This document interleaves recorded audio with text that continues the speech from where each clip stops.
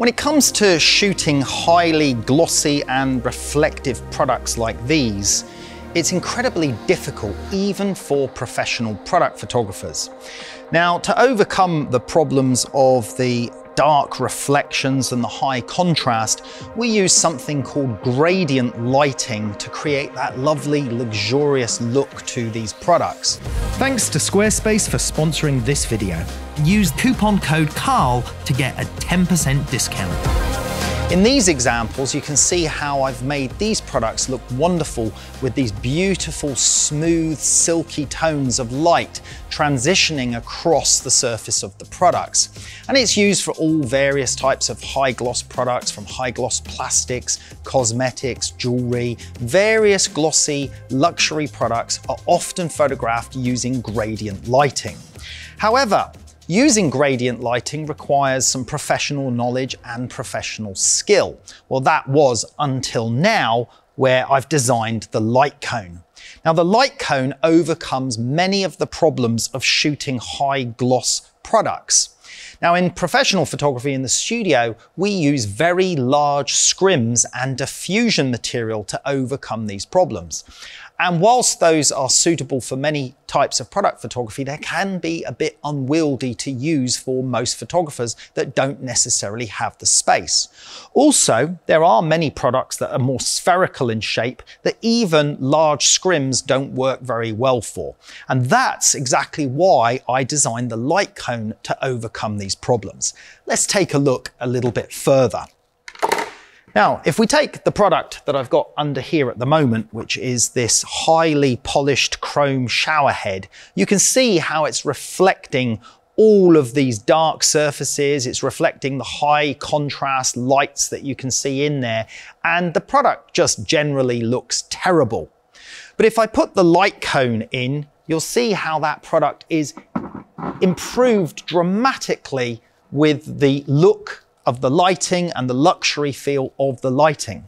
Now, that's created by something called diffusion, and the diffusion of a point light source to create gradations.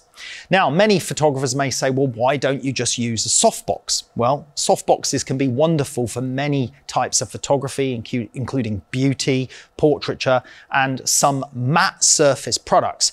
But softboxes aren't really suited to glossy products because a softbox is an homogenous light source. That means that it's even in exposure from corner to corner and in the center. And that creates a uniform patch of light on the glossy surface, and then that uniform patch of light finishes very abruptly and goes from a white stripe to a dark stripe, which also doesn't suit most product images.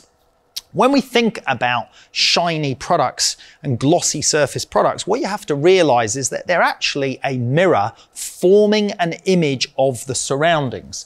So if you were photographing a kettle, for example, what you're seeing in the kettle is just like a spherical mirror, and it's reflecting all elements of the studio from all directions, all elements of your lighting from all directions, and it becomes very, very difficult to photograph. So what we need to do is we need to overcome those reflections by blocking them with a more suitable light source. And that's exactly where the light cone comes in.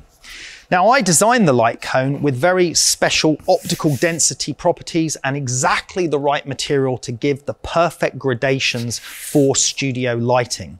And what I'm going to do now is I'm going to show you some examples of how we control those gradations with the light cone. So what I'm going to do is just take a photograph, first of all, without the light cone here. And then I'm going to take one with the light cone. And then we're going to move on now. I'm going to put this into video mode, and then we're going to run the video while I show you what happens with the gradation lighting and how it's controlled. Now, we have 3 lights at the moment around here. These are studio flash lights. That means that they will fire a burst of flash which comes out of the flash tube internally here. And of course, with that type of lighting that most studio photographers are familiar with, it means we can control the power independently of each light. But I've just got the modeling lights on at the moment so we can see what's happening.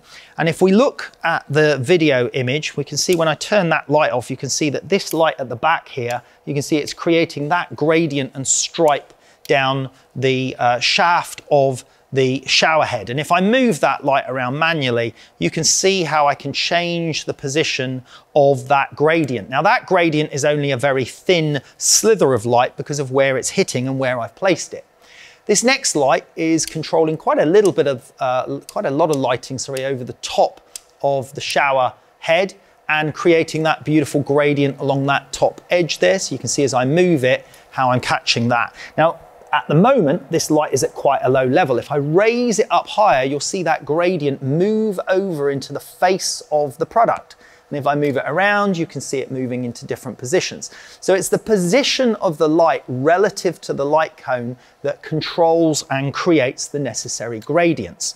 And one thing that's great, especially if you're using a mirrorless camera or live view, is that you can see all this happening live and you can move your lights around until you get the desired effect.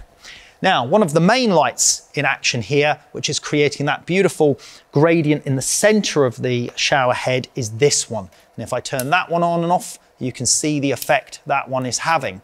And this is where I can demonstrate gradient lighting more effectively, because if I move the light in much closer, we get more of a harder spot of light.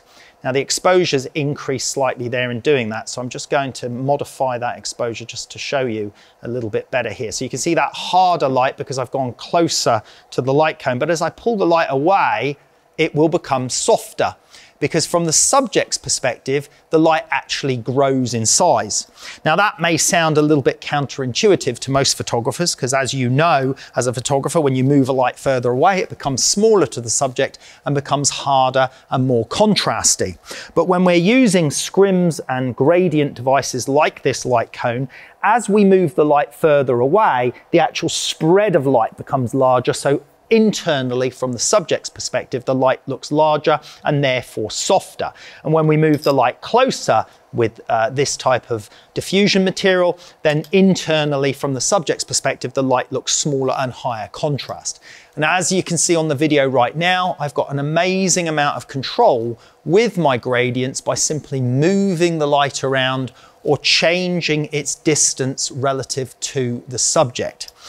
But gradient lighting requires specialist property materials. This type of gradient lighting requires exactly the right optical density to create those beautiful gradients from the subject's perspective. And with the light cone, I've designed this specially with this particular material, which is also heat resistant, to give those perfect gradients that I've used for decades now in my product photography. And you will find that this product makes taking photographs of these type of subjects a piece of cake. So if you'd like to achieve perfect gradients in your product images, check out the Carl Taylor Light Cone. This video is brought to you by Squarespace. From websites and online stores to marketing tools and analytics, Squarespace is the all-in-one platform to build a beautiful online presence and run your business.